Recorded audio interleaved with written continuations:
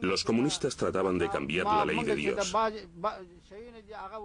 Querían destruir las tradiciones islámicas para librar al país de la pobreza y hacer que todos fuéramos iguales.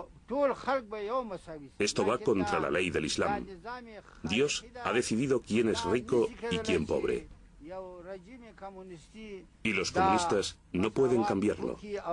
Eso es inimaginable.